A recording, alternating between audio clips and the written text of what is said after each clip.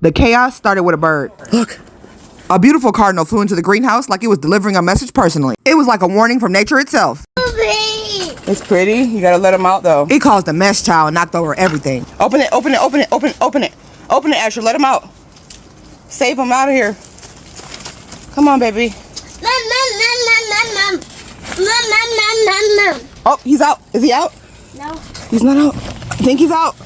Yep, he's out. We finally got the bird out, but unfortunately, all our seedling cups had fell on the ground, so I had to pick them all back up. We have over 200 seedling cups in the greenhouse getting ready for the summer, and unfortunately, the ones that fell belong to the kids. Each of my kids are responsible for their own gardens, and that's from seed to harvest. Even though the cardinal knocked over all their seedlings, this was a lesson for them. They're learning growth doesn't stop just because things fall apart. They assessed the damage and came inside to go to our farm seed library and choose new seeds to plant. I don't choose cauliflower.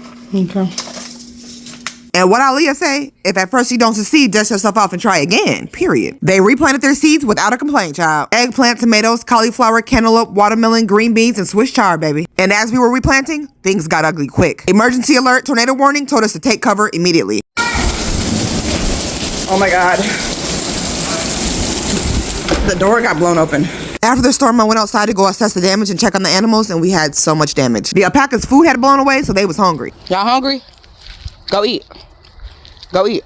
I put the food out. Go ahead.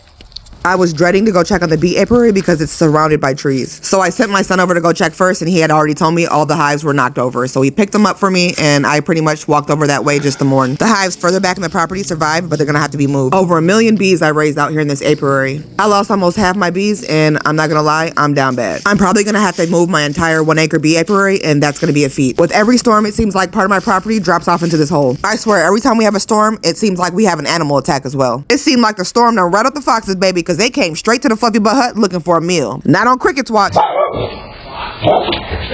You got that fox. You got that fox, girl, good girl. You got him.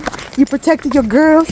You protecting your girl. One less thing I gotta worry about. Cricket Valentine took care of them predators, baby. And one thing about a farm, you gonna have a whole bunch of farm bullshit somewhere stacked up. So rebuilding ain't never gonna be a problem, baby. Just gotta go underneath that barn and go shopping. The sun always gonna come out after the storm, baby. Now I can sit around and be sad, but baby, how can I be sad when these flowers looking like how they looking? Neighbors on both sides of my cabin had trees fall on their house, so it could have been worse. We gonna count our blessings and these logs and make some tables from them, okay? And well, for the bees that drowned, I gathered them with my shaky hands, grieved them, honored them, and made resin cubes. I wanted a way for kids to have an interactive experience when I teach them about beekeeping and farming. Now I have a way to bring children to my bee apiary without having to bring them to the farm. I